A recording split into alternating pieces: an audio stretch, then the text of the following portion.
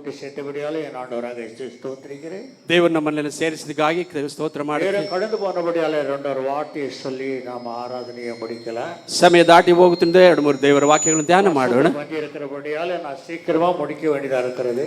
ಪರಿಶುದ್ಧ ಪಂಕ್ತಿ ಇರುವುದರಿಂದ ಬೇಗ ಮುಗಿಸಬೇಕಾಗಿದೆ. ஆகையாலே என் ஆண்டவராக ஸ்தோத்திரிக்கிறேன். அவர் நல்ல இயேசுவா இருக்கிறார். ಅವರು ಒಳ್ಳೆಯ ಯೇಸುವಾಗಿರುವುದರಿಂದ ಸ್ತೋತ್ರ ಮಾಡುತ್ತೇನೆ. 2 ಭಕ್ತರ ಪತ್ತಿ இன்னைக்கு நான் பேச ஆரம்பிக்கிறேன். 2 ಭಕ್ತರ ವಿಷಯದಲ್ಲಿ ಇವತ್ತು ಮಾತಾಡುತ್ತೇವೆ. 2 பேரும் பக்தர் தான், ஆனா வித்தியாசமாகி விட்டார்கள். ಇಬ್ಬರು ಭಕ್ತರೇ, ಆದರೆ ವ್ಯತ್ಯಾಸವಾಗಿ ಬಿಟ್ಟಿತು. ஏன் வித்தியாசமாகி? ஒருவர் அழிந்து போனார், ஒருவர் ஆசீர்வாதம் பெற்றார். ಯಾಕೆ ಇಬ್ಬರಲ್ಲಿ ಒಬ್ಬರು ನಾಶವಾದನು, ಒಬ್ಬರು ಆಶೀರ್ವಾದ ಹೊಂದಿದರು? ஆதியாக புஸ்தகம் எடுத்து பாருங்கள். 13, 10, 11. ಆದಿಕಾಂಡ ಪುಸ್ತಕ 13, 10, 11 ಓದಿರಿ. அப்பொழுது லோத்து தன் கண்களை ஏறெடுத்து பார்த்து யோர்தான் நதிக்கு அருகான சமபூமி முழுவதையும் நீர்வளம் பொருந்தினதா இருக்க கண்டான். கர்த்தர் சோதோமையும் கொமாராவையும் அழிக்கும் முன்னே சோவாருக்கு போம் வழி மட்டும் அது கர்த்தருடைய தோட்டத்தை போலவும் எகிப்து தேசத்தை போலவும் இருந்தது. அப்பொழுது ಲೋಟನು ಕಣ್ಣೆತ್ತಿ ನೋಡಲಾಗಿ ಯೋರ್ದಾನ್ ಹೊಳೆಯ ಸುತ್ತಲೂ ಪ್ರದೇಶವು ಜೋಗಾರಿನ ತನಕ ಎಲ್ಲಾ ಕಡೆಯಲ್ಲಿಯೂ ನೀರಾವರಿ ಸ್ಥಳವೆಂದು ತಿಳಿದುಕೊಂಡನು. 2 ಭಕ್ತರುக்குள்ள ವ್ಯತ್ಯಾಸ ನಾನು ಕಾಮಿக்க ஆரம்பிக்கிறேன். 2 ಭಕ್ತರ ಮಧ್ಯದಲ್ಲಿ ವ್ಯತ್ಯಾಸ. ಆಬ್ರಹಾಮ್ ದೇವರಾல் ಅಳಿக்கப்பட்டವನ ಕಾಣಪಟ್ಟಾன். ಆಬ್ರಹಾಮ್ ದೇವರಿಂದ ಕರೆಯಲ್ಪಟ್ಟವನಾಗಿ ಕಾಣಲ್ಪಟ್ಟನು. ಅವನೋடு சேர்க்கப்பட்டவன் தான் லோத்து. ಅದು ಅವನ ಜೊತೆಯಲ್ಲಿ ಬಂದವನೇ ಲೋಟನಾಗಿದ್ದನು. ತನ್ನುடைய தம்பி மகன் அவன். ಅವನ ಮಗನಾದವನು ತಮ್ಮನ ಮಗನು. ಪ್ರಿಯ ದೇವರ ಮಕ್ಕಳೇ, ಕೂಡ வைத்துக்கொண்டு வாழ்ந்து கொண்டு வந்தான். ಆದರೂ ಅವನನ್ನು ಜೊತೆಲಿತ್ತುಕೊಂಡು ಬಾಳಿ ಬಂದನು. ಅವನು ಆಶೀರ್ವಾದ பெறட்டும் என்று எண்ணத்தோடு வர ஆரம்பித்தான். ಅವನು ಆಶೀರ್ವಾದ ಹೊಂದಬೇಕು ಆಸೆಯಿಂದನೇ ಬಂದನು.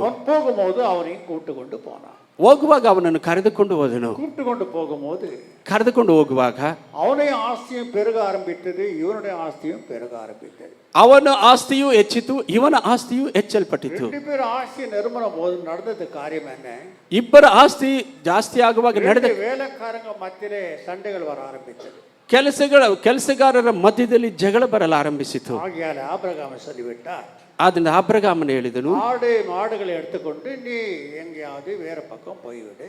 ನಿನ್ನ ದನ ಕುರಿಗಳನ್ನು ತೆಗೆದುಕೊಂಡು ಬೇರೆ ಮಾರ್ಗವಾಗಿ ಹೋಗಿ ಬಿಡುವಂದರು. நீ வலது பக்கம் போனா நான் இடது பக்கம் போகிறேன், நான் இடது பக்கம் போனா நீ வலது பக்கம் போறேன் என்று ஆபிரகாம் கொஞ்ச நேரம் நிறுத்தி போய்விட்டான். ನೀನು ಬಲಗಡೆ ಹೋದರೆ ನಾನು ಎಡಗಡೆ, ನೀನು ಎಡಗಡೆ ಹೋದರೆ ನಾನು ಬಲಗಡೆ ಹೋಗುತ್ತೇನೆ ಎಂಬುದಾಗಿ ಆಬ್ರಹಾಮನು ಹೇಳಿದನು. ಲೋತ್ என்ன செய்தான்? ಲೋತನು ಏನು ಮಾಡಿದನು? சோதோம் கோமர பக்கமாக கண்கள் அவன் ஏறெடுத்தான் என்று வேதம் சொல்லுது. சோதோம் கோமர பக்கத்தில் தನ್ನ ಕಣ್ಣುಗಳನ್ನು ಆಯಿಸಿದನು ಎಂಬುದಾಗಿದೆ. அந்த இடத்துல நல்ல தண்ணி பாய்ச்சலும் பயிர்களும் வெள்ளாமையும் நிறைஞ்சி இருந்துச்சு, பசுபசுமையா இருந்ததா. ಆ ಸ್ಥಳದಲ್ಲಿ ನೀರು ಹರಿಯುವ ನೀರಾವರಿ ಭೂಮಿಯಾಗಿ ಆ ಸ್ಥಳದಲ್ಲಿ ಇತ್ತಂತೆ. ದೇಶத்தை ಅಳಿக்கிறதுக்கு முன்னாக ಅದು ಏದೆನ್ ತೋಟ போல ಕಾಣப்பட்டதா. ಆ ದೇಶವು ನಾಶವಾಗದ ಮೊದಲಾಗಿ ಅವನು ಏದೆನ್ ತೋಟದ ರೀತಿ ಕಾಣಿದಂತೆ. ಕೇಳುங்கள் ಸತ್ಯತೆ. ನಿಧಾನವಾಗಿ ಸತ್ಯವನ್ನು ಗಮನಿಸಿ. ಪ್ರಿಯ ದೇವರ ಮಕ್ಕಳೇ, ಕಿವಿಗೊಟ್ಟು ಕೇಳಿರಿ. ಇದನ್ನು ನೋಡುವಾಗ ಸಮೃದ್ಧಿಯಾಗಿ ಕಂಡಿತು. ಆಗ ಅವನು ಏನು ಮಾಡಿದನು? கண் பார்வைக்கு ரொம்ப நல்லா இருக்கதே, நான் அங்கத்தான் போகிறேன் என் குடும்பத்தோடு ஆளுங்களோடு என்று அங்க போய்விட்டான். ನನ್ನ ಕುಟುಂಬ ನನ್ನ ಆಳುಗಳ ಜೊತೆಯಲ್ಲಿ ನನಗೆ ಸಮೃದ್ಧಿಯಾಗಿ ಕಾಣುವ ದೇಶಕ್ಕೆ ಹೋಗುತ್ತೇನೆ ಎಂದು ನೆನೆಸಿದನು. ಆದರೆ ಅದಕ್ಕುள்ள ಮರಣம் இருந்தது அவனுக்கு தெரியாமல் போச்சு. ಅದರ ಒಳಗಡೆ ಮರಣ ಇದ್ದುದು ಅವನಿಗೆ ತಿಳಿಯಿತು. ஊரு அழிக்க போகிறதுக்காக தீர்மானம் செய்து அக்கறை எரிந்து கொண்டிருக்கிறது ಅವನಿಗೆ தெரியாம போச்சு. ದೇವರು ನಾಶ ಮಾಡುವುದಕ್ಕೆ ಬೆಂಕಿ ಇಳಿಸುತ್ತಿರುವುದು ಕಾಣದೆ ಹೋಯಿತು. வீடு சொல்லு செமையாக தோன்றுகிற ஒரு வழி உண்டு, அதோ மரண மார்க்கம் என்று. ವೇದ ಹೇಳುತ್ತದೆ, ಸರಳವಾಗಿ ತೋರುವ ಒಂದು ಮಾರ್ಗ ಉಂಟು, ಆದರೆ ಅದು ಮರಣದ ಮಾರ್ಗ ಎಂಬುದಾಗಿ. ಜ್ಞಾನೋಕ್ತಿಗಳು 14:18 ಪ್ರಿಯ ದೇವರು, ನಿಮ್ಮ ಬಾಳಿನಲ್ಲಿ ಸರಳವಾಗಿ ತೋರುವ ಮಾರ್ಗ ಉಂಟು, ಆದರೆ ಮರಣ ಕೊನೆಯಲ್ಲಿ ಇರುತ್ತದೆ. ಆ ದೇಶದಲ್ಲಿ ನೀತಿವಂತನಾಗಿ ಕಾಣಲ್ಪಟ್ಟು ಹೋದನು. ಒಂದು ವೇಳೆ ಅದು 20 ವರ್ಷ ಇದ್ದಿರಬಹುದು. ಅವರಿಗೆ 2 ಹೆಣ್ಣು ಮಕ್ಕಳಿತ್ತು. ಆದರೂ ಅವನು ನೀತಿವಂತನಾಗಿ ಅವನ ಹೆಂಡತಿ ಜೊತೆಯಲ್ಲಿ ಇದ್ದನು. ಅದು ಸೋದೋಮ್ ಗೋಮರ ಸುಂದರವಾಗಿದ್ದರು, எவ்வளவு பசுமையா இருந்துச்சோ ಎಷ್ಟು ಸಮೃದ್ಧಿಯಾಗಿತ್ತು, அவ்வளவு விபச்சாரம் இருந்துச்சா. ಅಷ್ಟು ವ್ಯಭಿಚಾರವಿತ್ತಂತೆ. விபச்சாரம் என்ற இந்த உலகத்துல செய்ய முடியாத விபச்சாரம் இருந்துச்சா. ಈ ಲೋಕದಲ್ಲೇ ಮಾಡಲಾರದಂತ ಜಾರತ್ವಿತ್ತು. பெண்களோடு மிருகங்களோடு விபச்சாரம் செய்து கொண்டு தன் காம ஆசைகளை தீர்த்து கொண்டு வாழ்ந்து கொண்டு வந்தார்களா. ಗಂಡುಗಳು ಹೆಣ್ಣು ಎಚ್ಚರಿಕೆ ಇರಿ ಎಂದು ಕರ್ತನು பார்த்து சொல்கிறார். ನೀನು ಎಚ್ಚರಿಕೆಯಾಗಿ ಇರಿ ಎಂದು ಕರ್ತನು ಹೇಳುತ್ತಿದ್ದಾರೆ. ಪ್ರಿಯ ದೇವರ ಮಕ್ಕಳೇ, கொடூரமான ஒரு பாவ ಜೀವಿಗಳು இருந்ததா. ಆ ರೀತಿ ಕಠಿಣವಾದ ಪಾಪ ಜೀವ ಇತ್ತಂತೆ. ದೇವರ ಕೋಪம் அந்த ஊரை அழிக்க வேண்டும் என்று ಅಕ್ರಿயை ಎರಿಕಿ ಕೊಂಡು வந்தார். ದೇವರು ಆ ದೇಶವನ್ನು ನಾಶ ಮಾಡಬೇಕೆಂದು ಬೆಂಕಿಯನ್ನು ಇಳಿಸುತ್ತಾ ಬಂದುತ್ತಿದ್ದರು. ದೇವ ಚಿತ್ತத்தை அறியாதே அதுக்குள்ள இவன் போக ಆರಂಭಿಸಿ விட்டான். ದೇವರ ಚಿತ್ತವನ್ನು ಅರಿಯದಂತೆ ಆ ದೇಶಕ್ಕೆ ಹೋಗಿಬಿಟ್ಟನು ಲೋಟನು. ಪ್ರಿಯ ದೇವರ ಮಕ್ಕಳೇ, ಬಹಳ ಎಚ್ಚರಿಕೆಯಾಗಿ ದೇವರ ಚಿತ್ತವನ್ನು ಅರಿತುಕೋ ಎಂದು ವೇದ. நல்லா இருக்கலாம், உன்னுடைய செவிக்கு நல்லா இருக்கலாம், ஆனா தெய்வ சித்தம் என்ன என்று அறிந்துக்கோ. ನಿನ್ನ ಕಣ್ಣಿಗೆ ನಿನ್ನ ಕಿವಿಗೆ ಚೆನ್ನಾಗಿ ஆண்டவர் நின்று பேசிக் கொண்டிருக்கிறார், உங்களுக்கு எல்லாருக்கும் பேசிக் கொண்டிருக்கிறார். எச்சரிக்கையாயிரு. ದೇವರು ಎಲ್ಲರಿಗೂ ಸೇರಿ ಮಾತಾಡುತ್ತಿದ್ದಾರೆ, ಎಚ್ಚರಿಕೆಯಾಗಿರಿ. என்ன பேச ಆರಂಭಿக்கிறார்? ಏನು ಮಾತಾಡುತ್ತಾರೆ? ಅವನ ಕಣ್ಣಾಸೆ ಉಡಿಯವನಾಗಿದ್ದಾನೆ. ಅವನ ಕಣ್ಣಿನ ಆಸೆ ಉಳ್ಳವನಾಗಿದ್ದಾನೆ. ಕಣ್ಣು ಆಸೆ ಉಡಿಯವನ ஒரு பெண்ணு ஆண் இருக்கிறது அவங்க ஒருபோது ஜீவிதத்திலே ಆಶೀರ್ವಾದ பெற முடியாது. ಗಂಡ ಹೆಣ್ಣು ಕಣ್ಣಾಸೆ ಇದ್ದರೆ ಜೀವಿತದಲ್ಲಿ ಆಶೀರ್ವಾದ ಹೊಂದಲಾಗುವುದಿಲ್ಲ. உன் வலது கண்ணு பாவத்தில் சிக்கிಕೊಂಡಾனால் அதை எடுத்து போடு என்று சொல்ல ஆரம்பித்தார். ನಿನ್ನ ಬಲಗಣ್ಣು ಪಾಪದಲ್ಲಿ ಸಿಕ್ಕಿಸುವುದಾದರೆ ಅದನ್ನು ಕಿತ್ತು ಹಾಕಿಬಿಡು ಎನ್ನುತ್ತಾರೆ. ದೇವರ ಮಕ್ಕಳೇ, ಕಣ್ಣುಂಡೆ ನೀ ನರಕಕ್ಕೆ ಹೋದ ಕಾಟಿಲು ಕಣ್ಣಿಲ್ಲದವನ ನೀ ಮೋಕ್ಷಕ್ಕೆ ಹೋಗು ಎಂದು சொன்னார். ಎರಡು ಕಣ್ಣಿದ್ದು ನರಕಕ್ಕೆ ಹೋಗುವುದಕ್ಕಿಂತ ಕಣ್ಣಿಲ್ಲದೆ ಪರಲೋಕಕ್ಕೆ ಹೋಗು ಎಂದು ಹೇಳುತ್ತಾರೆ. ಈ ಲೋಟನು ನೀತಿವಂತನಾಗಿದ್ದರು, ಕಣ್ಣಿನ ಆಸೆ ಉಳ್ಳವನಾಗಿದ್ದನು. ನೀನು ರಕ್ಷಣೆ ಹೊಂದಿದ ಮಗುವಾಗಿದ್ದರು, ಕಣ್ಣಿನ ಆಸೆಗೆ ಗುಲಾಮನಾದರೆ ಈ ಲೋಕವೆಲ್ಲ ಪರಲೋಕವನ್ನು ಹೊಂದಲಾಗುವುದಿಲ್ಲ. ಯಾಕೆಂದ್ರೆ ಸೈತಾನ್ ಮೊದಲು ನಿನ್ನ ಕಣ್ಣಿನ ಮುಖಾಂತರವಾಗಿ ನುಗ್ಗುತ್ತಾನೆ. ನಿನ್ನ ಕಣ್ಣಿನ ಒಳಗಡೆ ನುಗ್ಗಿಸಲಿ, ನಿನ್ನ ತಲೆ ಒಳಗೆ ನುಗ್ಗಿ ಹೃದಯದ ಒಳಗಡೆ ನುಗ್ಗಿದ ಮೇಲೆ ನೀನು ವ್ಯಭಿಚಾರ ಪಾಪಕ್ಕೆ ಒಳಗಾಗಲು ಸಾಧ್ಯ. ಕಣ್ಣಿನಲ್ಲಿ ಬಲಹೀನತೆ ಬರುವಾಗಲೇ ಎಚ್ಚರಿಕೆ ಇರಬೇಕು. ತಲೆಗೆ ಆಸೆ ಬರುವೊಳಗೆ ಎಚ್ಚರಿಕೆ ಆಗಿರಬೇಕು. ನಂತರ ಹೃದಯದಲ್ಲಿ ಬಂದು ಬಿಟ್ಟರೆ ನೀನು ಯಾವ ರೀತಿ ಉಳ್ಳವನಾಗಿದ್ದರೂ ಪಾಪವನ್ನು ಮಾಡೇ ಮಾಡುತ್ತೀಯ. ವ್ಯಭಿಚಾರ ಪಾಪದಲ್ಲಿ ನೀತಿಯ ವಸ್ತ್ರ பரலோகத்தில் போகும்போது தேவி பிள்ளையே எந்த காரணத்தை கொண்டு நிர்வாணே போக முடியுமா? ಆಗ ಪರಲೋಕ ರಾಜ್ಯಕ್ಕೆ ಹೋಗುವಾಗ ಬೆತ್ತಲೆಯಾಗಿ ಹೋಗಲು ಸಾಧ್ಯವಾ? ನಿತ್ಯತೆ ಎಳೆದು போனார்கள். ಆಗಲೇ ನಿತ್ಯ ರಾಜ್ಯವನ್ನು ಕಳೆದ ಪ್ರಿಯ ದೇವರ ಮಕ್ಕಳೇ, ನೀನು ಎಚ್ಚರಿಕೆಯಾಗಿರುವುದು ಅವಶ್ಯಕವಾಗಿದೆ. ನೀನು ಇವನು ಕಣ್ಣಾಸೆ ಉಳ್ಳವನಾಗಿದ್ದನು. ಆಬ್ರಗಾಮನ ಜೊತೆಯಲ್ಲಿ ಇದ್ದರೂ ಅವನ ಭಕ್ತಿಯನ್ನು ಕಳೆದುಕೊಳ್ಳಲು ಹೋಗಿಬಿಟ್ಟನು. ಅವನಿಗೆ ಕಣ್ಣಿನ ಆಸೆ ಬಂದುದರಿಂದ ಆ ದೇಶ ನಾಶದ ದೇಶದಿಂದ ತಿಳಿಯದೆ ಕುರುಡನಾಗಿ ಹೋಗಿಬಿಟ್ಟನು. ಪ್ರಿಯ ದೇವರ ಮಕ್ಕಳೇ, ದೇವರು ಹೇಳಿ ಎಂದು ಹೇಳುವ ಸತ್ಯ ಸಮಯ ಆದುತ್ತದೆ. ಅವರ ವಾರ್ತೆಗಳಿಗೆ ವಿಧೇಯನಾಗಿ ಅಯ್ಯ ನಿಂತಿದ್ದಾರೆ. ಪ್ರಿಯ ದೇವರ ಮಕ್ಕಳೇ, ತಕ್ಷಣ ಏನು ನಡೆಯಿತು? ಆ ದೇಶವನ್ನು ಬೆಂಕಿಯಿಂದ ನಾಶ ಮಾಡಬೇಕೆಂಬ ಸುದ್ದಿ ಬಂದಿತು. ಅದನ್ನು ನಾಶ ಮಾಡುವುದಕ್ಕೆ ಮೊದಲು ಅಬ್ರಗಾಮನ ಹತ್ರ ಹೋಗುತ್ತಾರೆ. ನೋಡಿ, ನನ್ನ ಸೇವಕನಾದ ಅಬ್ರಗಾಮನಿಗೆ ಈ ಸುದ್ದಿ ಹೇಳಲೇಬೇಕು. ಅಲ್ಲಿ ಹೋಗಿ ದೇವರು ಮಾತಾಡುತ್ತಾರೆ. ಏನು ಮಾತಾಡುತ್ತಾರೆ? ಅಬ್ರಗಾಮನೇ, ಸೋದೋಮ್ ಗೋಮೋರವನ್ನು ನಾಶ ಮಾಡುತ್ತೇನೆ. ಅವನು ನೀತಿವಂತನಲ್ಲವಾ? ಬೇಡ ಸ್ವಾಮಿ, ಅದು ಊರನ್ನು ನಾಶ ಮಾಡಬೇಡ ಅನ್ನೋದು ವಾದಾಡ ಮಾಡುತ್ತಾರೆ. ಆಗ ಕೇಳುತ್ತಾನೆ, 50 ಜನ ಭಕ್ತಿಯುಳ್ಳವರಾಗಿದ್ದರೆ ಆ ದೇಶವನ್ನು ಬಿಟ್ಟು ಬಿಡುತ್ತೀರಾ? ಬಿಟ್ಟು ಬಿಡುತ್ತೇನೆ ಅನ್ನುತ್ತಾರೆ. ಸ್ವಾಮಿ, ನನ್ನನ್ನು ಕ್ಷಮಿಸಬೇಕು. 40 ಜನರಿದ್ದರೆ ಬಿಟ್ಟು ಬಿಡುತ್ತೀರಾ? சரி ಹಾಗೆ ಮಾಡುತ್ತೇನೆ சாமி ಎನ್ನುತ್ತಾನೆ. மன்னிக்க வேண்டும், 32 நீதிமான்கள் அந்த தேசத்தை அழிக்காத விட்டுட்டியா? ಕ್ಷಮಿಸಿರಿ ಸ್ವಾಮಿ, 30 ಜನರಿದ್ದರೆ ದೇಶವನ್ನು ನಾಶ ಮಾಡಬೇಡಿ. அப்படி செய்யறேன். ಆಗಲೇ ಹಾಗೆ சரி, ಮಾಡುತ್ತೇನೆ. 20 பேர் இருந்தாக்கா ಒಂದು ವೇಳೆ அழிக்கிறியா? இல்ல, அழிக்க மாட்டேன். ಒಂದು ವೇಳೆ 20 ಜನರಿದ್ದರೆ ನಾಶ ಮಾಡುತ್ತೀರಾ? ಇಲ್ಲ. கடைசியில ஒரு வார்த்தை கேட்கிறேன், 10 பேர் இருந்தா அந்த தேசத்தை அழிக்காதபடி விட்டுறியா? ಸ್ವಾಮಿ, அப்பொழுது அவன் வேணாமா? 10 ಜನರಿದ್ದರೆ ದೇಶವನ್ನು ನಾಶ ಮಾಡದೆ ಬಿಡುತ್ತೀರಪ್ಪ? ஆவட்டம் பார்த்தீங்கன்னா ಆಗ ಒಪ್ಪಿಕೊಳ್ಳುತ್ತಾರೆ. ஒரு நீதிமான் இல்ல. ಒಬ್ಬನು ನೀತಿವಂತನಿಲ್ಲ. என் அன்பு தேவர்களே, ಪ್ರಿಯ ದೇವರ ಮಕ್ಕಳೇ, அவன் நீதிமானாய் இருந்து ಅವನು ನೀತಿವಂತನಾಗಿದ್ದ. 20 வருஷம் தன் காலத்தை வீணாக்கி விட்டானங்க. 20 ವರ್ಷ ಸಮಯ ವ್ಯರ್ಥ ಮಾಡಿಬಿಟ್ಟನು. ஆத்மாவை ஆதாயப்படுத்த முடியவில்லை. ಒಂದು ಆತ್ಮವು ಆದಾಯವಾಗಲಿಲ್ಲ. ಈಗ ಅನೇಕ பேர் ಅವಳತ್ತ வெளிநாட்டு பணங்க, ಅವನ ಹೊರದೇಶದ ಹಣಗಳನ್ನು ತೆಗೆದುಕೊಳ್ಳಿ. ದೇವರ ಮಕ್ಕಳೇ, பேருக்கு புகழுக்கு ஊழியங்களை செய்து, ಹೆಸರು ಘನತೆಗೆ ಸೇವೆ ಮಾಡಿ, இல்லாத பசங்களாம் ஊழியத்தை செய்து, ಕೆಲಸ ಕಾರ್ಯ ಮಕ್ಕಳು, ஆத்மாவும் ஒண்ணுமில்லை, அவங்க ஆத்மாவும் ஒண்ணுமில்லாமல் ஆகிறார்கள். ಅವರ ಆತ್ಮವು ಬರುವರ ಆತ್ಮವು ಒಂದು ಇಲ್ಲದಾಗಿ ಬಿಡುತ್ತದೆ. லோத்த கண்ணாசவுடையவனாக போனபடியானே, ಈ ಲೋತನು ಕಣ್ಣಾಸೆಯುಳ್ಳವನಾಗಿ ಹೋದ. சித்தம் இல்லாமல் போனபடியானே, ದೇವರ ಚಿತ್ತವಿಲ್ಲದೆ ಹೋದ್ದರಿಂದ ஒரு ஆத்மாவாக ஆதாயப்படுத்த முடியவில்லை. ಒಂದು ಆತ್ಮವನ್ನು ಆದಾಯ ಮಾಡಲಾಗಿದೆ. ஆண்டவர்கிட்ட கேட்கிறான், ஆபிரகாம், ஆண்டவரே 10 பேர் இருந்தா விட்டுறியா? ಸ್ವಾಮಿ, 10 ಜನರಿದ್ದರೆ ಬಿಟ್ಟು ಬಿಡುತ್ತೀರಾ? சரிப்பா, நான் 10 பேர் இருந்தா விட்டுறேன், அந்த தேசத்தை அழிக்க மாட்டேன். ಸರಿಯಪ್ಪ, 10 ಜನರಿದ್ದರೆ ಬಿಟ್ಟು ಬಿಡುತ್ತೇನೆ. ஒன்றும் இல்லை. ಒಬ್ಬರು ಸಿಕ್ಕಲಿಲ್ಲ. உடனடியாக அழிக்க தீர்மானம் செய்து விட்டார். ತಕ್ಷಣ ನಾಶ ಮಾಡುವುದಕ್ಕೆ ತೀರ್ಮಾನ ಮಾಡಿದರು. அப்போ ಆಗ ஒரு நீதிமான் கரப்பட்டு உண்டு நடுகிறான். ಒಂದು ನೀತಿವಂತನು ಕರೆ ಒಂದು ಬಿದ್ದಿದ್ದಾನೆ.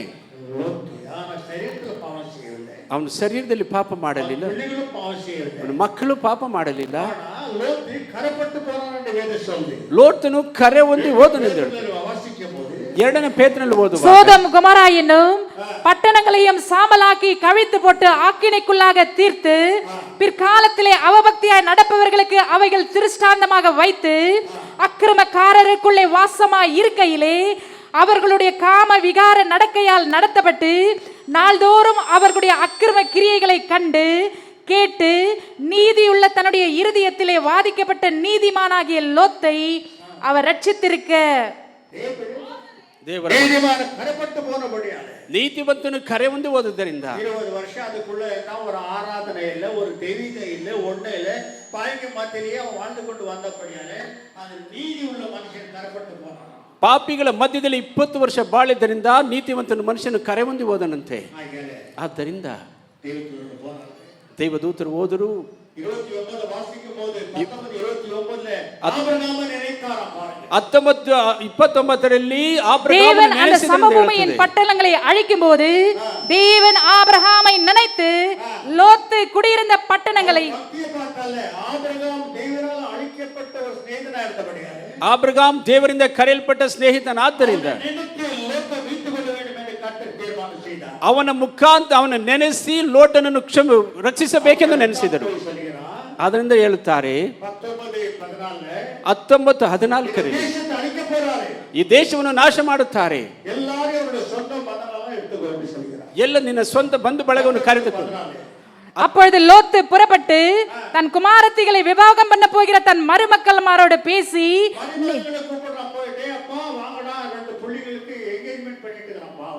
ಆ 2 ಮಕ್ಕಳಿಗೆ ಎಂಗೇಜ್ಮೆಂಟ್ ಮಾಡಿದ್ದಾನೆ. ಅಳಿಯಂದಿನನ್ನು ಕರೆಯುತ್ತಾನೆ.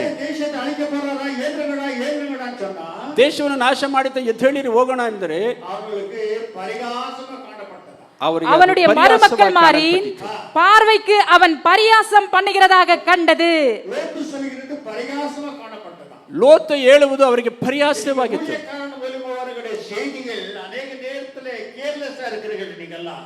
ಸೇವಕರಿಂದ ಬರುವ ಸುದ್ದಿಗಳಿಗೆ ನೀವು ಅನೇಕ ಕೇರ್ಲೆಸ್ ಆಗಿರುತ್ತೀರಾ.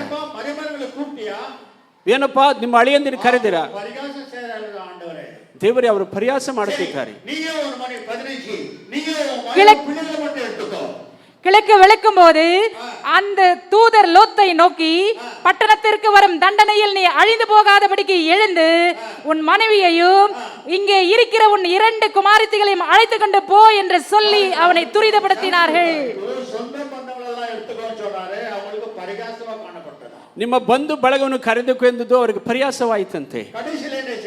ಕೊನೆಯಲ್ಲಿ ಏನು ಮಾಡಿದರು? ಯಾರ ಬಂಧು ಬಳಗವು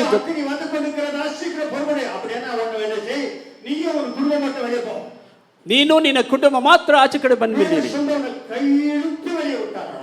ವೇದ ಹೇಳುತ್ತದೆ ಅವರ ಕೈ அவன் மனைவியின் கையையும் பார்க்காத போக வேண்டும், நீயும் உன் மனைவியுமா. ನೀನು ನಿನ್ನ ಹೆಂಡತಿ ತಿರುಗಿ ನೋಡದೆ ಹೋಗಬೇಕು. பிரதேசத்துக்கு போக முடியாது. நான் அந்த ஊருக்கு போறேன். நான் சேத்தான் மகனே, முதல்ல இந்த ஊர்ல கெட்டு கீழ்வழியா இருக்கிற மீண்டும் ஒரு ஊர் வேணுமா உனக்கு? ಮೊದಲೇ ಊರಿನಲ್ಲಿ ನಾಶ ಆಗ್ಬಿಟ್ಟಿದೆಯಾ, ಮತ್ತೆ ಇನ್ನೊಂದು ಬೇರೆ ಊರು ಬೇಕಾ ನಿನಗೆ? போறான் சொல்லிவிட்டான். ಹೋಗು, ಆ ಹೋಗಲಿ ಹೋಗು ಅಂತ ಹೇಳಿದ್ರು. மனைவியும் ஓடுறான், திருப்பி பார்க்காதே. பிள்ளைகளும் ஓடுறாங்க, திருப்பி பார்க்காதே. புருஷனும் ஓடுகிறான், திருப்பி பார்க்காதே. ಗಂಡ ಹೆಂಡತಿ ಮಕ್ಕಳು ತಿರುಗಿ ನೋಡದೆ ಓಡುತ್ತಿದ್ದಾರೆ. ஓடும்போது ಓಡುವಾಗ முதல்ல சாத்தான் தொட்டு விட்டான் அவளைத்தான். ಮೊದಲು ಸೈತಾನನು ಮುಟ್ಟಿದನು ಅವನ ಹೆಂಡತಿಯನ್ನು. திருப்பி பார்த்து விட்டான். ಅವರು ತಿರುಗಿ ನೋಡಿ ಬಿಟ್ಟಳು. எதை திருப்பி பார்த்தான்? ಯಾವುದನ್ನು ತಿರುಗಿ ನೋಡಿದಳು? விஞ்ஞானத்தை திருப்பி பார்த்தான். ವಿಜ್ಞಾನವನ್ನು ತಿರುಗಿ ನೋಡಿದಳು. மருமகனும் இருக்கிறாங்களே, அவன் என்ன ஆனாலும் வரமாட்டான்னு திருப்பி பார்த்தாளோ? ಅಳಿಯಂದಿರು ಬರುತ್ತಿದ್ದಾರಾ ಏನಾದರೂ ಎಂಬುದಾಗಿ ತಿರುಗಿ ನೋಡಿದಳು. காசுகளை சேர்த்து வைத்திருந்தா அது என்ன ஆயிடுச்சு, என்ன ஆகுமோ என்று திருப்பி பார்த்தாளோ? ಹಣ ಐಶ್ವರ್ಯ ಸೇರಿಸಿದ್ದು ಏನಾಯ್ತು ಎಂದು ತಿರುಗಿ ನೋಡಿದಳು. திருப்பி பார்த்தாளோ? ಯಾವಾಗ ತಿರುಗಿ ನೋಡಿದಳು, உப்பு தூணாகி விட்டான். ಉಪ್ಪಿನ ಕಂಬವಾಗಿ ಬಿಟ್ಟಳು. அந்த தூண் அப்படித்தான் இருக்கிறதா? ಈಗಲೂ ಆ ಕಂಬ ಹಾಗೆ ಇದೆ. கிறிஸ்து வரும்போது அந்த உயிராகி எழும்ப போறார். நியாய தீர்ப்பு இருக்கிறதா? ಯೇಸುಸ್ವಾಮಿ ಬರುವಾಗ ಜೀವ ಮಾಡಿ ನ್ಯಾಯ ತೀರ್ಪಿಗಾಗಿ ಎಬ್ಬರಿಸುತ್ತಾರೆ. ದೇವರ ಮಕ್ಕಳು, ஓடும்போது எப்பொழுதுமே திருப்பி பார்க்க கூடாது. ನೀನು ಓಡುವಾಗ ಯಾವಾಗಲೂ ಹಿಂತಿರುಗಿ ನೋಡಬಾರದು. பின்னால எப்படி திருப்பி பார்க்கறாயோ ಹಿಂದಕ್ಕೆ ಯಾವಾಗ ತಿರುಗಿ ನೋಡುತ್ತೀಯೋ பிடித்து நிக்க வைச்சுவிடும். ಅದು ನಿನ್ನ ಹಿಡಿದು ನಿಲ್ಲಿಸಿಬಿಡುತ್ತದೆ, ನಿನ್ನ ನಾಶ ಮಾಡಿಬಿಡುತ್ತದೆ. ஆகையாலே அவன் பின்னால திருப்பி பார்க்காதே என்று சொன்னார். ಹಿಂದೆಗಡೆ ತಿರುಗಿ ನೋಡಬೇಡ ಎಂದು ಹೇಳಿದರು. சோதோமை அவளால மறக்க முடியவில்லை. ಸೋದಮನ್ನು ಮರೆಯಲಾಗಲಿಲ್ಲ ಅವಳಿಂದ. என்னாச்சே? பலவீனமான மோசமான குணமுடையவள். ಏನಾಯ್ತು? ಬಲಹೀನವಾದ ಮೋಸವಾದ ಗುಣಗಳು. திருப்பி பார்த்திருக்கிறீங்க தெரியுமா? ಎಷ್ಟು ಜನ ತಿರುಗಿ ನೋಡ್ತೀರಾ ಗೊತ್ತಾ? நீ வெள்ளத்துணியில போட்டு நல்லா உட்கார்ந்துக்கிறீங்க சேர் மேல. ಬಿಳಿ ವಸ್ತ್ರವನ್ನು ಹಾಕಿ திருப்பி பார்க்கிறீங்க, கர்த்தருக்கு வெளிப்பாடு கொடுத்து கொண்டே வருகிறார். ಎಲ್ಲೆಲ್ಲಿ ತಿರುಗಿ ನೋಡುತ್ತೆ ಎಂದು ಕರ್ತನು ಹೇಳುತ್ತೇ ಇದ್ದಾನೆ. அதோகதியான நாட்களை கர்த்தர் வைத்துகிறார். எச்சரிக்கையாயிரு என்று பார்த்து சொல்கிறார். ನಿಮಗೆ ಅಧೋಗತಿ ಬರುವ ದಿವಸ ಇದೆ, ಎಚ್ಚರಿಕೆ ಎಂದು ಕರ್ತನು ಹೇಳುತ್ತಿದ್ದಾರೆ. திருப்பி பார்த்தாலும் பழைய பாவம் வேணுமென்று திருப்பி பார்த்தாலோ ಯಾವಾಗ ಹಳೆಯ ಪಾಪ ಬೇಕು ಎಂದು ತಿರುಗಿ ನೋಡಿದಳು, உப்பு தூளாகிவிட்டார். ರುಚಿ ಇಲ್ಲದ ಉಪ್ಪಿನ ಕಂಬವಾಗಿ ಬಿಟ್ಟಳು. பிரயோஜனமில்லை. ಅದು ಹೋಗುದಿಲ್ಲ, தனக்கும் பிரயோஜனம், ತನಗೂ ಪ್ರಯೋಜನವಿಲ್ಲ, பிள்ளைகளுக்கும் பிரயோஜனம், ತನ್ನ ಮಕ್ಕಳಿಗೂ ಪ್ರಯೋಜನವಿಲ್ಲ, புருஷனுக்கும் பிரயோஜனம், ತನ್ನ ಗಂಡನಿಗೂ ಪ್ರಯೋಜನವಿಲ್ಲ, பிரயோஜனமில்லை. ದೇವರಿಗೂ ಪ್ರಯೋಜನವಿಲ್ಲ. குடும்பத்தை முழுசுமாக சாத்தான கையில் கொடுத்து விட்டார். ಆ ಕುಟುಂಬವನ್ನು ಸಂಪೂರ್ಣ ಸೈತಾನ ಕೈಯಲ್ಲಿ ಕೊಟ್ಟು ಬಿಟ್ಟಳು. எச்சரிக்கையாயிரு அன்பு தேவபிள்ளையே. ಎಚ್ಚರಿಕೆ ಆಗಿರಿ ದೇವರ ಮಕ್ಕಳೇ. அது என்ன? ನಡುವುದಲ್ಲಿ ಏನು? அடுத்த புருஷனும் தனியாகி விட்டான். ತನ್ನ ಗಂಡನು ಪ್ರತ್ಯೇಕ ಆಗಿಬಿಟ್ಟನು. புருஷன் தனியாகி விட்டானா? ಯಾವಾಗ ಗಂಡನು ಪ್ರತ್ಯೇಕ ಆದನು, அவன் தான் அந்த ஊருக்கு இஷ்டப்பட்டான். அந்த ஊர்ல சாத்தான் முகமுடி போட்டு உட்கார்ந்தான. வாடா உன்னை என்ன செய்யற பாரு. ಸೈತಾನ್ ಮುಖ ಮುಚ್ಚಿಕೊಂಡು ಏನು ಮಾಡುತ್ತೇನೆ ಎಂಬುದಾಗಿ ಕಾಯ್ದುಕೊಂಡು ಕುಳಿತಿದ್ದನಂತೆ. உலகத்துல செய்யாத பாவத்தை செய்ய வைத்து விட்டான். ಲೋಕ ಅವರು ಮಾಡದಂತ ಪಾಪವನ್ನು ಮಾಡಿಸಿಬಿಟ್ಟರು. குடும்பமே சபிக்கப்பட்டு போச்சு. ಆ ಕುಟುಂಬವೇ ಶಾಪಕ್ಕೊಳಗಾಯಿತು. தலைமுறையா சாபத்தை வாங்கி கொண்டாங்க. ತಲಾಂತರ ಶಾಪವನ್ನು ಕೊಂಡುಕೊಂಡರು. நம்ம சபை விசுவாசி குடும்பங்களில் எத்தனை குடும்பங்களிலே சாபங்கள் இருக்கிறத கர்த்தர் காமிக்கிறார். ಸಭೆ ವಿಶ್ವಾಸಿ ಕುಟುಂಬಗಳಲ್ಲಿ ಶಾಪಗಳಿರುವುದನ್ನು ಕರ್ತನು ತೋರಿಸುತ್ತಾರೆ. ஆனால் தேவனோட ದಯವಿಟ್ಟು ಕೊಟ್ಟಿದ್ದಾರೆ. அந்த ದೈವ ಕಾಲಾಲ ಮರಿಕೆ ಕೊಳ್ಳಕೂಡದು. ದೇವರ ದಯೆಯನ್ನು ಕಾಲಿಂದ ಒದೆಯಬಾರದು. ஆண்டவராக இயேசுவை ಸ್ತೋತ್ರಿಸಿದರೆ அவர் ದೇವರಾಗಿದ್ದಾರೆ. ದೇವರಿಗೆ ಸ್ತೋತ್ರ ಮಾಡುತ್ತೇನೆ, ಅವರು ಒಳ್ಳೆಯವರಾಗಿದ್ದಾರೆ. 24, 25, 19, 24, 25 பார்க்கும்போது 19, 24, 25 ಓದುವಾಗ அப்பொழுது கர்த்தர் ಅಗ್ನಿಯಾಲ ಅಳಿತು ಕೊಟ್ಟಾರ ಅಂತ ಊರೇ ದೇವರ ಊರನ್ನು ಬೆಂಕಿಯಿಂದ ನಾಶ ಮಾಡಿದರು ಎಂಬುದಾಗಿದೆ. அப்பொழுது கர்த்தர் சோதோமின் மேலும் குமாராவின் மேலும் கர்த்தராலே வானத்திலிருந்து கந்தகத்தையும் அக்கினியையும் வருஷிக்க பண்ணி அந்த பட்டணங்களையும் அந்த சமபூமி அனைத்தையும் அந்த பட்டணங்களின் எல்லா குடிகளையும் பூமியின் பயிரையும் அழித்து போட்டார். ದೇವರ ಮಕ್ಕಳೇ, நிதானமா சத்தியத்தை பேச பாருங்க. ನಿಧಾನವಾಗಿ ದೇವರು ಮಾತಾಡುತ್ತಾ ಇದ್ದಾರೆ. உங்ககிட்ட வரப்போகிறது எச்சரிக்கையா இருங்க. ಆ ಬೆಂಕಿ ನಿಮ್ಮ ಹತ್ರ ಬರುತ್ತದೆ, ಎಚ್ಚರಿಕೆ. ಪ್ರಿಯ ದೇವರ ಮಕ್ಕಳೇ, ಬೆಂಕಿ ಇಳಿದುದರಿಂದ உயிர் இல்லாமல் போய்விட்டான். ಒಂದು ಮನುಷ್ಯನು ಜೀವ ಇಲ್ಲದವರಾಗಿ ಬಿಟ್ಟರು. 4-5 ವರ್ಷமாச்சு. ಹೆಚ್ಚು ಕಮ್ಮಿ 4-5 ವರ್ಷಗಳಾಯಿತು. ಕಾಕಾ ಕುರಿ அந்த பக்கம் பறந்து போறதில்லையா பாருங்க. 5000 ವರ್ಷಗಳಿಂದ ಕಾಗೆ ಕುಬ್ಬಿಗಳು ಆಡುವುದಿಲ್ಲ. ಒಂದು ಹುಲ್ಲಿನ ಗರಿಯು ಬೆಳೆಯುವುದಿಲ್ಲ ಆ ದೇಶದಲ್ಲಿ. ದೇವರ ಶಾಪದಿಂದ ನಾಶವಾಯಿತು.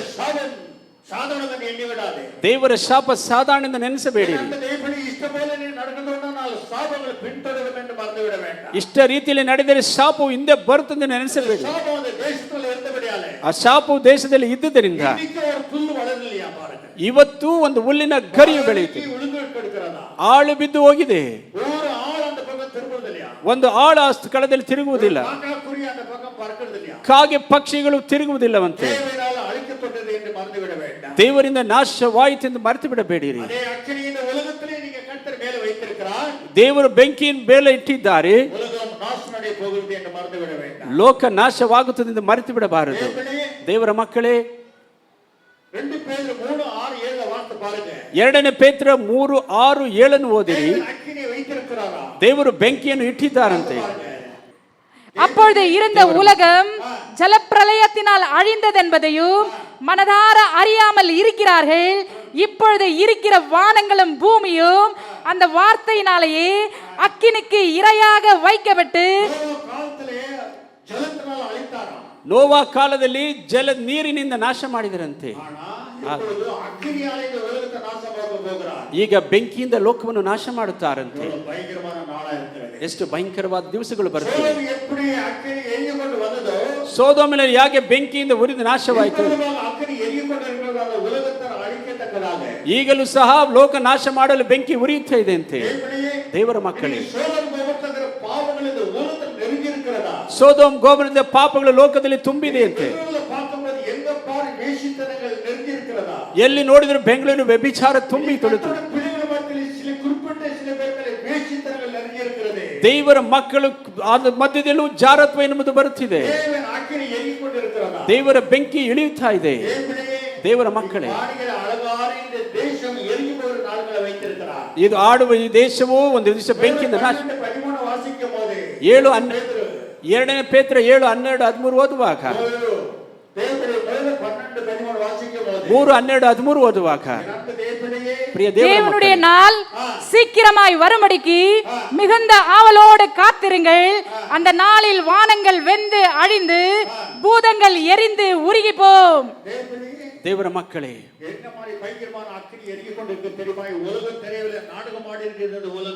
ಬೆಂಕಿ ಇಳಿಯುತ್ತಾ ಇದೆ, ಆದರೆ ಲೋಕವು ನಟನೆ ಮಾಡುತ್ತಾ ಇದೆ.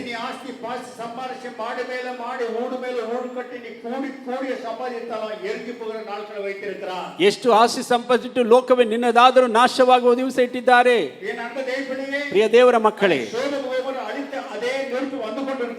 ಸೊದೋಮ್ ಗೋಮರ ನಾಶ ಮಾಡಿದ ಬೆಂಕಿ ಮತ್ತೆ ಬರುತ್ತಾ ಇದೆ. ದೇವರ ಮಕ್ಕಳೇ, ಸೂರ್ಯ ಚಂದ್ರ ನಕ್ಷತ್ರ ಉರಿದು ಬಿಟ್ಟು ಬಿಡುತ್ತವೆ. ಆಕಾಶ ಮಂಡಲ ಸುತ್ತಿಕೊಳ್ಳುತ್ತದೆ. ಪ್ರಿಯ ದೇವರ ಮಕ್ಕಳೇ, ಬಹಳ ಎಚ್ಚರಿಕೆ ಆಗಿರುವ ದಿವಸ. ಅನೇಕ ವಿಜ್ಞಾನಿಗಳು ಹೇಳುತ್ತಾರೆ, ಸೂರ್ಯ ಮಂಡಲದ ಎದುಮೆ ಇಲ್ಲಾಮಲೆ ಎಲ್ಲ ಇದಾಗಿ ಎರಿഞ്ഞ ಕೊಂಡಿರುತ್ತದೆ, ಅದನಾல ಭೂಮಿಗೆ ಆಪತ್ತು ಎಂದು சொல்கிறார். ಸೂರ್ಯ ಮಂಡಲದ ಶಕ್ತಿ ಕಳೆದುಕೊಳ್ಳುತ್ತಿದೆ, ಅದರಿಂದ ಭೂಮಿಗೆ ಆಪತ್ತು ಎಂದು ಹೇಳುತ್ತಿದೆ. ಭೂಮಿಯನ್ನು ನೋಡಿ ಏನು ಹೇಳುತ್ತಾರೆ, ಎಲ್ಲ ಸತ್ವವು ಭೂಮಿಯಿಂದ ನಾಶವಾಯಿತು, ಬರಿದಾದ ಭೂಮಿ ನಿಂತಿದೆ. ಪ್ರಿಯ ದೇವರ ಮಕ್ಕಳೇ, ಭೂಮಿಗೂ ದಿವಸ ಕೊನೆಯಾಗುತ್ತಿದೆ, ಸೂರ್ಯನಿಗೂ ಕೊನೆಯಾಗುತ್ತಿದೆ, ಚಂದ್ರನಿಗೂ ಕೊನೆಯಾಗುತ್ತಿದೆ, ಈ ಲೋಕದ ಪಾಪಿಗಳಿಗೂ ಕೊನೆಯಾಗುತ್ತಿದೆ. ಜ್ಞಾನಿಯೇ, ಮೇಧಾವಿಯೇ, ನಿನ್ನ ಜ್ಞಾನ ಎಲ್ಲಿ ಎಂದು ಕೇಳ್ತಾರೆ. ದೇವರು ಬೆಂಕಿ ಬರುತ್ತಿದೆ, ದೇವರನ್ನು ಕಾಯುವ ದೇವರಿತರ ಓಡಿ ಹೋಗು.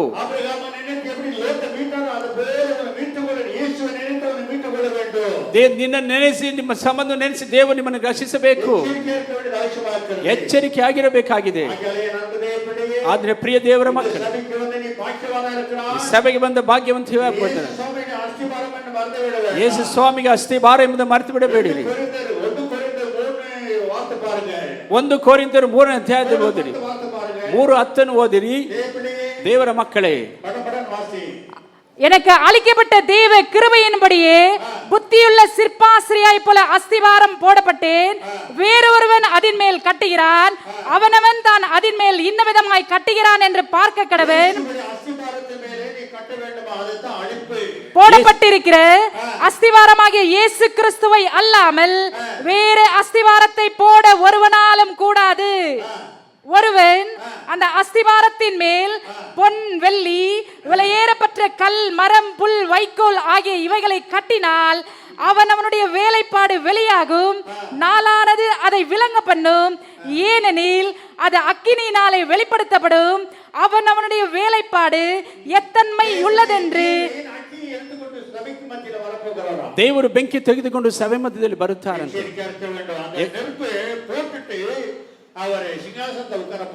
ಆ ಬೆಂಕಿಯನ್ನು ಕೆಳಗಡೆ ಹಾಕಿ ಸಿಂಹಾಸನದಲ್ಲಿ ಕುಳಿತುಕೊಳ್ಳುತ್ತಾರಂತೆ. ದೇವರ ಮಕ್ಕಳೇ, ಯೇಸುವಿನ ಅಸ್ತಿಭಾರದ ಸಭೆಯಲ್ಲಿ ಇದ್ದರೆ ನೀನು ಉರಿದು ಹೋಗುವುದಿಲ್ಲ.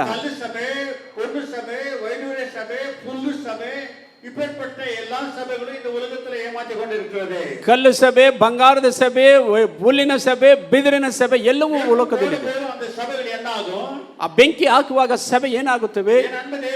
ಪ್ರಿಯ ದೇವರ ಮಕ್ಕಳೇ, ಕಲ್ಲು ನಿಲ್ಲುತ್ತದೆ, ಬಂಗಾರ ನಿಲ್ಲುತ್ತದೆ, ವೈಡೂರ್ಯ ನಿಲ್ಲುತ್ತದೆ, ಅಲ್ಲಿ ಹುಲ್ಲು ನಿಲ್ಲುತ್ತದ, ಬಿದಿರಿಂದ ಕಟ್ಟಿದು ನಿಲ್ಲುತ್ತದ, ಉರಿದು ಹೋಗಿ ಬಿಡುತ್ತದೆ. ಸಭೆ ಎನ್ನುವುದು ದೇವರಿಂದ ಕರೆಯಲ್ಪಟ್ಟಿರಬೇಕು. ಅದೇ ಅಸ್ಥಿಭಾರವಾದ ಸಭೆಯಿಂದ ಮರೆತು ಬಿಡಬಾರದು. ಅವರವರ ಇಷ್ಟಕ್ಕೆಲ್ಲ ಸೇವೆ ಮಾಡುವುದಲ್ಲ. ದೇವರು ಕರೆದು ನಿನ್ನ ಮೇಲೆ ಸಭೆ ಕಟ್ಟಬೇಕು. ಆಗಲೇ ಸಭೆ ಸ್ಥಿರವಾಗಿ ನಿಲ್ಲುತ್ತದೆ. ಎಷ್ಟು ಅಲೆ ಬಿರುಗಾಳಿ ಬಂದರು, ಎಷ್ಟು ಕೋಟಿ ದುರಾತ್ಮಗಳು ಎದುರಿಸಿದರೂ ಸರಿ, ಅಯ್ಯೋ ತಿರಿ ಒಂದಿದ್ರು ಸರಿ, ಅಮ್ಮ ಹೋಗಿಬಿಟ್ಟರು ಸರಿ, ಸಭೆ ಸ್ಥಿರವಾಗಿ ನಿಲ್ಲುತ್ತದೆ ಎಂದು ಮರೆತು ಬಿಡಬಾರದು. ದೇವರ ಕೈಗೆ ಸಿಗದಂತೆ ಲೋಕವನ್ನು ಹುಡುಕುತ್ತಿದ್ದೀರಾ?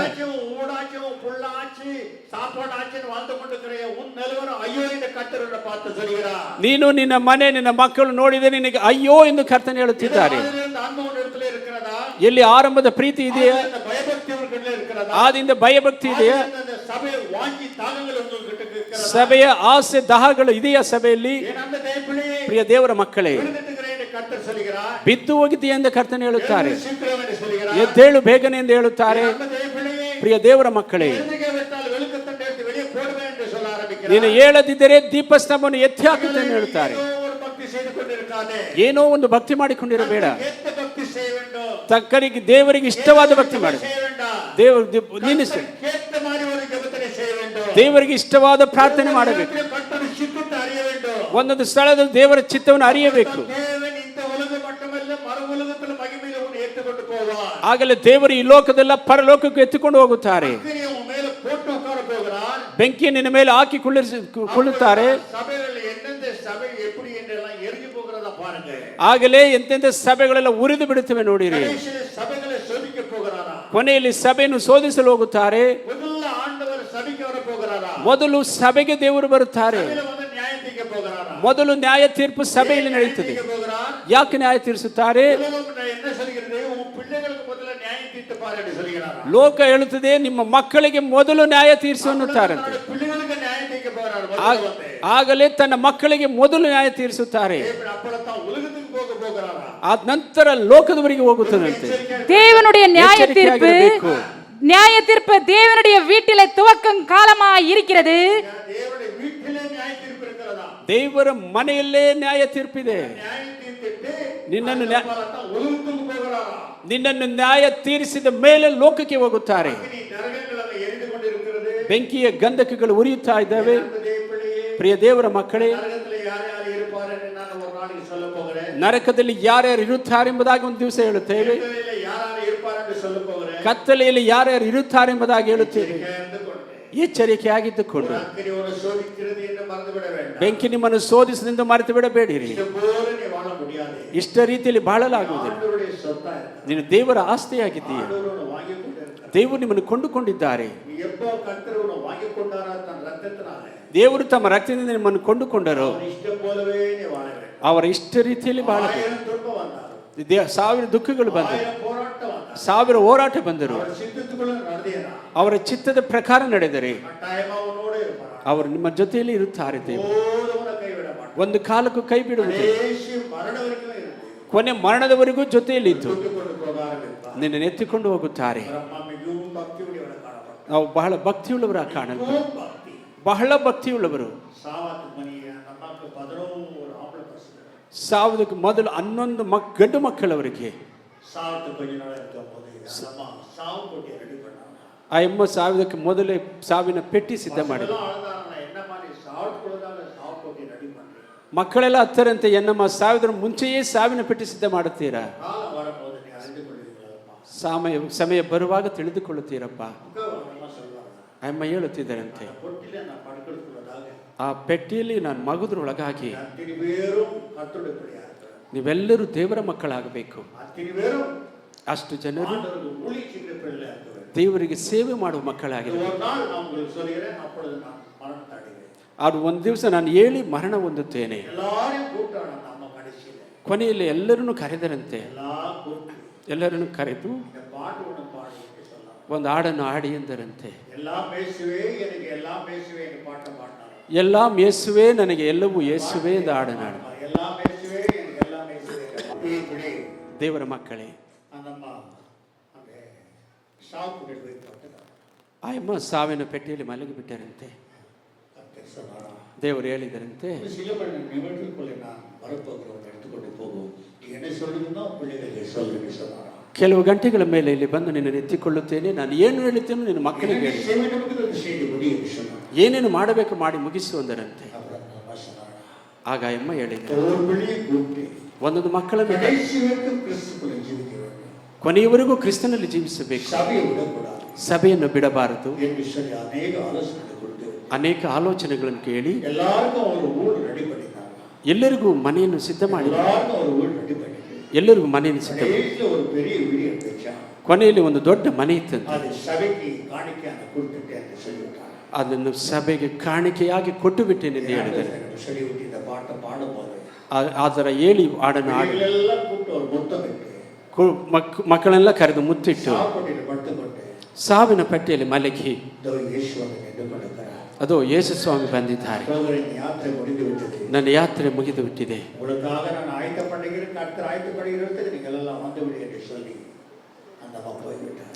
ದೇವರಾದ ಸ್ಥಳಕ್ಕೆ ನಾನು ಹೋಗುತ್ತೇನೆ, ನೀವೆಲ್ಲ ಸಿದ್ಧವಾಗಿ ಬನ್ನಿ ಎಂದು ಹೋಗಿಬಿಟ್ಟರಂತೆ.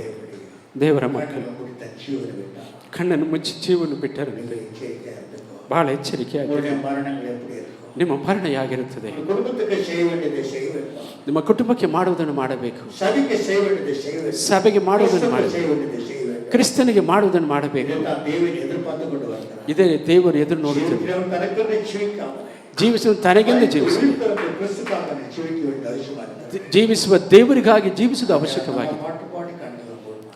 ಹಾಡನ್ನು ಹಾಡಿ ಕಣ್ಣು ಮುಚ್ಚಬೇಕು. இப்படிப்பட்ட மரணங்கள் உங்கள் வாழ்க்கையில் வர வேண்டும். ಈ ರೀತಿ ಮರಣಗಳು ನಿಮ್ಮ ಬಾಳಿನಲ್ಲಿ ಬರಬೇಕೆ? சாவுக்கு முன்னாக பொட்டியை தேர்ந்து வைக்கிறார். ಸಾವಿಗೆ ಮೊದಲು ಪೆಟ್ಟಿ ಸಿದ್ಧ ಮಾಡಿಟ್ಟಿದ್ದಾರೆ. ಪ್ರಿಯ ದೇವರ ಮಕ್ಕಳೇ, இது நம் ஜாகிரதையா இருக்க வேண்டியது அவசியமா இருக்கிறது. ಬಹಳ ಎಚ್ಚರಿಕೆ ಆಗಿರುವುದು ಅವಶ್ಯಕ. உலகத்தில் எதுக்கு கொண்டு வந்ததில்லை, எதுக்கு கொண்டு போவதில்லை. ಈ ಲೋಕದಲ್ಲಿ ಯಾವುದು ತಂದದ್ದು ಹೋಗುವುದಿಲ್ಲ, கிறிஸ்துக்காக போட்டு விட வேண்டும். ಯಾವುದಿದ್ದರೂ ಕ್ರಿಸ್ತನಿಗಾಗಿ ಹಾಕಬೇಕು. எனக்கு எனதேன்னு நீ வைத்துக் கொண்டியா, இந்த உலகம் உனக்கு விடாது, நான் சக்தி இழுத்து நறுத்து போடும். ನನ್ನದು ನನಗೆಂದು ಕೊಟ್ಟರೆ ಲೋಕ ಬಿಡುವುದಿಲ್ಲ, ಎಳೆಯುತ್ತೆ ಬಿಡುತ್ತೆ. எத்தனையோ தவறல்ல, ஆனா அது கிறிஸ்துக்காக ஏழை எளிய மக்களுக்காக நீ போட வேண்டும். ನೀನು ಇಟ್ಟಿಕೊಂಡು ತಪ್ಪಲ್ಲ, ಅದನ್ನು ಬಡ ಕ್ರೈಸ್ತ ಮಕ್ಕಳಿಗೆ ಕೊಡಬೇಕು. நீ போகும்போது ಆಗಲೇ ನೀನು ಹೋಗುವಾಗ அவனோடு பல கனிகள் கூட வரும். ನೀನು ಹೋಗಿ ಅನೇಕ ಆಶೀರ್ವಾದ, ನೀನು ಮಾಡಿದ ದಾನಗಳು, ಧರ್ಮಗಳು, சபைக்காக கொடுத்தது, ಸಭೆಗಾಗಿ ಕೊಟ್ಟದ್ದು, சபைக்காக ஒழித்தது, ಸಭೆಗಾಗಿ எடுத்து ಉಪವಾಸ, ಕಣ್ಣೀರುಗಳು, சோதனை ஜெயித்தது, ಶೋಧನೆ ಜಯಿಸಿ அத்தனையும் கூட வந்து கொண்டே இருக்கும். ಅಷ್ಟು ಜೊತೆಯಲ್ಲಿ ಬರುತ್ತಲೇ ಇರುತ್ತವೆ. 45வது சங்கீதத்தை வாசிக்கும் போது தேவன் பிள்ளையே நல்லது ஓரப்பட்டு எப்படிப்பட்ட ஆசீர்வாதங்கள் நீதிமானுக்கு பின்னால் போதும் தெரியுமா? ಕೀರ್ತನೆ 45ರಲ್ಲಿ ಪರಲೋಕದಲ್ಲಿ ದೇವರ ಮಕ್ಕಳಿಗೆ ಆಶೀರ್ವಾದ ಹೇಗಿದೆ ಎಂದು ಹೇಳುತ್ತಾರೆ. பரலோக ராஜ்யத்தில் பொக்கிஷத்தை சேர்த்து ಪರಲೋಕ ರಾಜ್ಯದಲ್ಲಿ ಬೊಕ್ಕಿಸವನ್ನು சேர்த்து வைக்காத, அது துருவு புடிச்சு போய்விடும் என்று சொல்லி ಲೋಕದಲ್ಲಿ ಸೇರಿಸಬೇಡ, ತುಕ್ಕು ಹಿಡಿದು ಹೋಗುತ್ತದೆ. என்ன சொத்துங்கள் அது ஆண்டவருக்காக அந்த பணங்கள் உபயோகப்படத்தக்கதாக போட்டுவிடு. ನಿನಗಿರುವ ಸ್ವತ್ತನ್ನು ದೇವರಿಗಾಗಿ ಉಪಯೋಗ ಆಗಲು ಹಾಕಿಬಿಡು. ಎಚ್ಚರಿಕೆ ಆಗಿರಬೇಕು. ಪ್ರಿಯ ದೇವರ ಮಕ್ಕಳೇ, ಸಾಧು ಸುಂದರ್ ಸಿಂಗ್ ಅಂದ್ರೆ ಸೈತಾನ್ ಹೋದನು.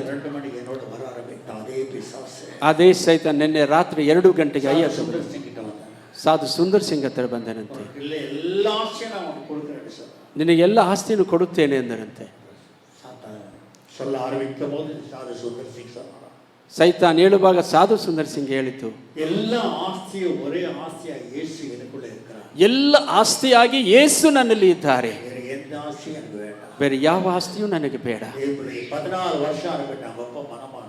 14 ವರ್ಷ ಆಯ್ತು ಅವರಪ್ಪ ದೇವರ ಕಡೆ ತಿರುಗುವುದಕ್ಕೆ. அப்பா தேடி வந்தார். ಅವರಪ್ಪ ಹುಡುಕಿ ಬಂದರು. மகனே உன்னை சித்திரவதை செய்து விட்டு ಮಗನೇ ನಿನ್ನ ಚಿತ್ರಿಸಿ அடுத்து கொல்லலாம் என்று பணத்தை அநேக பேர் கொடுத்து ನಿನ್ನ ನಾಶ ಮಾಡೋದಕ್ಕೆ ಅನೇಕರಿಗೆ ಹಣವನ್ನು ಕೊಟ್ಟೆನು. உன்னை தேடி வந்திருக்கிறேன். ಈಗೋ ನಿನ್ನನ್ನು ಹುಡುಕಿ ಬಂದಿನಿ. இயேசு என் இயேசுவா இருக்கட்டும். ನಿನ್ನ ಯೇಸು ನನ್ನ ಯೇಸುವಾಗಿ இயேசு ஏற்றுக்கொண்டு இருக்கிறேன். ಆ ಯೇಸುವನ್ನು ಅಂಗೀಕರಿಸಿ சொத்து கையில கொடுத்து விட்டேன். ಅಷ್ಟು ಪ್ರಾಪರ್ಟೀಸ್ ಎಲ್ಲನ್ನು ಕೊಟ್ಟಿದ್ದೇನೆ. உபயோகப்பட்டு ಅಷ್ಟನ್ನು ದೇವರಿಗೆ ಉಪಯೋಗ ಮಾಡಿ ஜெர்மன், ஜப்பான், அமெரிக்கா எல்லா நாட்டுக்கும் போய் சுவிசேஷத்தை அறிவித்தாராம். ಜರ್ಮನ್, ಜಪಾನ್, ಅಮೆರಿಕ ಎಲ್ಲ ದೇಶದಲ್ಲಿ ಸುವಾರ್ತೆ ಸಾರಿದರಂತೆ. அவன் ரட்சிக்கப்பட்டாராம். ಅವರಪ್ಪ ರಕ್ಷಣೆ ಹೊಂದಿದರಂತೆ. அந்த தேவப்படி ಪ್ರಿಯ ದೇವರ ಮಕ್ಕಳೇ, நம்ம எச்சரிக்கையா இருக்க வேண்டும். ಬಹಳ ಎಚ್ಚರಿಕೆ ಆಗುವುದು. இதெல்லாம் புழு பூத்து போய் விடும். ಇಲ್ಲೂ ನಾವಿಟ್ಟಿರುವುದೆಲ್ಲ ಉಳು ಬಿದ್ದು ಹೋಗುತ್ತೆ. சரீரமே கடைசியில உன் கூட வராதல்லவா? ನಿನ್ನ ಶರೀರವೇ ಬರುವುದಿಲ್ಲ ಜೊತೆಯಲ್ಲಿ ಅಲ್ಲವಾ? அப்புறம் மகிமையின் சரீரமா மாறி அங்க வரும், அவ்வளவுதான். ಮಹಿಮಿನ ಶರೀರವಾಗಿ ಅಲ್ಲಿ ಹೋಗುತ್ತದೆ ಅಷ್ಟೇ. எச்சரிக்கையாரு. ಎಚ್ಚರಿಕೆಯಾಗಿ சோதம் கோபுரத்தை உண்டாக்குற அந்த பாவம் இன்னைக்கு சபையை சுத்தி கொண்டிருக்கிறது. ಸೋದೋಮ್ ಗೋಮರದಲ್ಲಿದ್ದ ಪಾಪ ಸಭೆಯಲ್ಲಿ ಸುತ್ತುತ್ತಿದೆ. அதுக்கும் எனக்கும் ராவு முழுதும் போர்படுத்துறது. ಅದಕ್ಕೂ ಅಯ್ಯನವರಿಗೂ ರಾತ್ರಿ ಪೂರ್ತಿ ಹೋರಾಟ, தூக்கமில்லாதபடிக்கு போராடி கொண்டிருக்கிறது. ರಾತ್ರಿ ಪೂರ್ತಿ ನಿದ್ರೆ ಇಲ್ಲದೆ ಹೋರಾಡುತ್ತಿದೆ. அசுத்தக்குள்ளாக்க வேண்டும் என்று சொல்லி ಅನೇಕರನ್ನು ಅಶುದ್ಧ ಮಾಡಿಸಬೇಕೆಂಬುದಾಗಿ, கரைப்படுத்த வேண்டும் என்று சுத்தி கொண்டிருக்கிறது. ನಿನ್ನನ್ನು ಕರೆಪಡಿಸಬೇಕೆಂದು ಸುತ್ತಿಕೊಂಡು, பரலோகத்துக்கு அப்பாத்திரமாக வேண்டும் என்று சுத்தி கொண்டிருக்கிறது. ನಿನ್ನ ಪರಲೋಕಕ್ಕೆ ಅಪಾತ್ರ ಮಾಡಬೇಕೆಂಬ விடக்கூடாது என்று சுத்தி கொண்டிருக்கிறது. ಆಶೀರ್ವಾದ ಹೊಂದಬಾರದೆಂದು, உபயோகப்படாமல் இருக்கிறதுக்காக உன்னை சுத்தி கொண்டிருக்கிறது. ದೇವರಿಗಾಗಿ ಉಪಯೋಗ ಆಗಬಾರದೆಂದು ಸುತ್ತಿಕೊಂಡಿದೆ. ಎಚ್ಚರಿಕೆ ಆಗಿರಿ. யாவது எப்படி ಇನ್ನು ಮುಂದೆ ಆದ ದೇವರೇ, நான் யார்? ದೇವರೇ ನಾನು ಯಾರು? எதுக்காக என்னை கொண்டு வந்து ಯಾವುದಕ್ಕಾಗಿ ಕೊಂಡು என்ன ತಂದಿದೆ? செய்ய வேண்டும்? ನಾನು ಏನು ಮಾಡಬೇಕು? எப்படி உன் கருத்துல உபயோகப்படுத்த வேண்டும்? ಯಾಕೆ ನಿಮ್ಮ ಕೈಲಿ ಉಪಯೋಗ, சித்த பிரகாரம் என்னை உபயோகப்படுத்துமையா? ನಿಮ್ಮ ಚಿತ್ತದ ಪ್ರಕಾರ ಉಪಯೋಗ ಮಾಡಿರಪ್ಪ. சோதம் கோர போல இஷ்டமில்லாத நான் காரியங்களை செய்து ಸೋದೋಮ್ ಗೋಮರದ ಇಷ್ಟವಿಲ್ಲದ ಕಾರ್ಯ ಮಾಡಿ அக்கினியால சுட்டு நீ போகாதபடி ಬೆಂಕಿಯಿಂದ ಸುಟ್ಟು ಹೋಗದಂತೆ தேவனே, ದೇವರ ಮಕ್ಕಳು 20 வருஷம் ஊழியம் செஞ்சா ஒரு ஆத்ம ஆதாயப்படுத்தப்படல, சுட்டு இருந்து போச்சு. 20 ವರ್ಷ ಸೇವೆಯಲ್ಲಿ ಒಂದು ಆತ್ಮ ಆದಾಯ ಇಲ್ಲದೆ ಸುಟ್ಟು ಹೋಯಿತು. தன் குடும்பத்தையும் நாசமாக்கி கொடுத்தார். ತನ್ನ ಕುಟುಂಬವನ್ನು ನಾಶ ಮಾಡಿತು. கடைசியில் இப்படித்தான் ஆவார்கள். ಈ ಹೋದವರು ಈ ಕೊನೆಯಲ್ಲಿ ಇದೇ ರೀತಿ ಆಗುತ್ತಾರೆ. ஊழியமோ எரிஞ்சு போய்விடும். ಅದು ಸೇವೆಯೂ ಸುಟ್ಟು ಹೋಗುತ್ತೆ. குடும்பமும் மோட்சத்துக்கு போகாதபடிக்கு சாபத்துக்குள்ளாகிடும். ತನ್ನ ಕುಟುಂಬವು ಮೋಕ್ಷಕ್ಕೆ ಹೋಗದಂತೆ ಶಾಪಕ್ಕೊಳಗಾಗುತ್ತೆ. ஊழியம் என்பது சாதாரணமல்ல. தேவனுடைய சித்தத்தை அறிய வேண்டும். ದೇವರ ಚಿತ್ತವನ್ನು ಅರಿಯುವುದೇ ಸೇವೆ ಆಗಿದೆ. மனதாழ்விட்டு வாதாட வேண்டும். ಮೊಣಕಾಲಿಟ್ಟು ಆದಾಟ ಮಾಡಬೇಕು. சொல்லும்போது தான் அதை நாம் செய்ய வேண்டும். ದೇವರು ಹೇಳುವುದಾಗಲೇ ಮಾಡಬೇಕು. ಆದ್ದರಿಂದ மிக எச்சரிக்கையா இருந்து கொள்ளுங்க. ಎಚ್ಚರಿಕೆಯಾಗಿದ್ದುಕೊಳ್ಳಿರಿ. அவன் அக்கினி கர்த்தர் நம்மளை சோதிக்கப்படுவார். ದೇವರು ಬೆಂಕಿಯಲ್ಲಿ ನಮ್ಮನ್ನು ಶೋಧಿಸಲ್ಪಡುವ பூமியில விலையேறப்பட்ட பொன்னாக நீ காணப்பட வேண்டும். ಅಪ್ಪಟ ಬಂಗಾರವಾಗಿ ನೀನು ಕಾಣಲ್ಪಡಬೇಕು. தேவனை சரிப்படுத்திக்கோ. ನಿಮ್ಮನ್ನು ಸರಿಪಡಿಸಿಕೊಳ್ಳಿ. பெருமை திரும்பி பார்க்காதே. ಹಿಂದಕ್ಕೆ ತಿರುಗಿ ನೋಡಬೇಡಿರಿ. எப்படி பின்னால நீ விட்டு வந்ததெல்லாம் திரும்பி பார்க்க போகாதே. ಬಿಟ್ಟು ಬಂದನೆಲ್ಲ ಹಿಂದಕ್ಕೆ ತಿರುಗಿ ನೋಡಿ.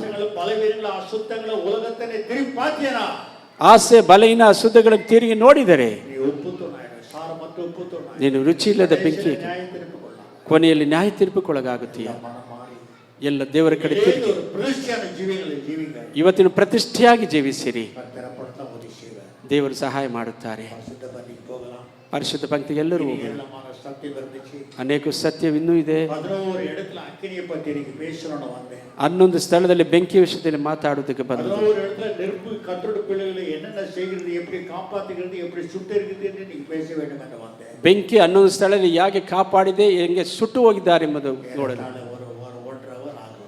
1.5 ತಾಸು ಆಗುತ್ತದೆ. பரிசுத்த பந்தி இருக்கிறபடியாக ಪರಿಶುದ್ಧ ಪಂಕ್ತಿ ಇರುವುದರಿಂದ முடிச்சிடுறேன்.